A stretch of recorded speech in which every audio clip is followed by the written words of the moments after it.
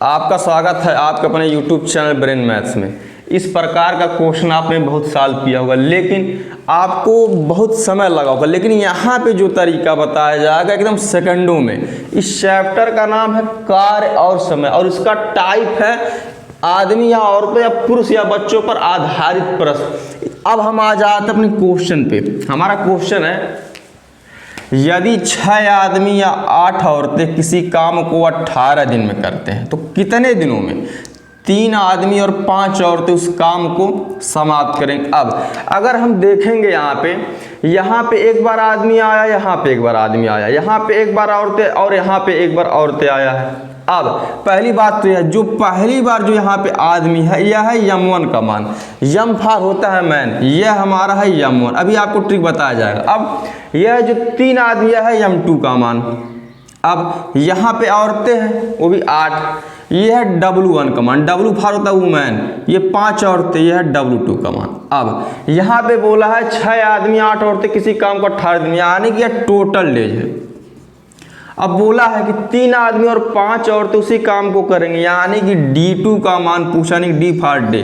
अब इसका एक बहुत ही शानदार और जानदार ट्रिक यह है हमारा, m2 अपान m1 बटे w2 क्योंकि वुमेन है अपान w1 multiply by D2 is equal to total, या कह सकते हैं टोटल डेज। अब यहाँ पे m2 का मान है 3 आदमी, तो 3 कर लेते बटे m1, और m1 का मान है 6 आदमी प्लस, अब यहाँ पे w2 का मान है 5 औरतें बटे w1 यानी कि 8 औरतें multiply by D2 is equal to total 18 दिन। अब पहली बात तो इसका हर इक्वल नहीं है या डिनोमिनेटर इक्वल नहीं है, तो इसको हम पहले बराबर कर लेते हैं। बराबर कैसे होगा, इसका हमको लेना पड़ेगा एलसीएम। तो 8 और 6 का जब हम एलसीएम लेंगे तो आ जाएगा 24। अब 6 चौक 24, 4 तियाँ 12 प्लस 8 त्रिक 24, 3 पाँचे 15 गुणे D2 बराबर 18। अब 15 में जब हम 12 को जब जोड़ेंगे तो आ जाएगा 27 बटे 24 गुणे D2 बराबर 18। अब इसको हम कट कर लेते हैं। अब देखिए कैसे, 3 9 27, 3 8 24। अब 9 से तो 8 कटेगा नहीं, इधर कट कर लेते हैं। 9 करना 9, 9 दिन 18, कोई संख्या कटेगी नहीं, तो D2 का मान निकल जाएगा। अब 8 का क्रॉस मल्टीप्लाई हो जाएगा 2 से, यानी कि 8 दूनी 16, यानी कि जब उस काम को 3 आदमी और 5 औरतें करेंगे तो 16 दिन लगेगा।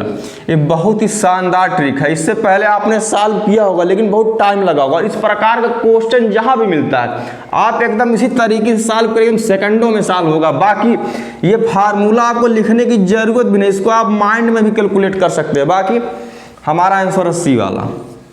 Please like share subscribe the channel अगर आपको ट्रिक ठीक लगा होगा। बाकी धन्यवाद।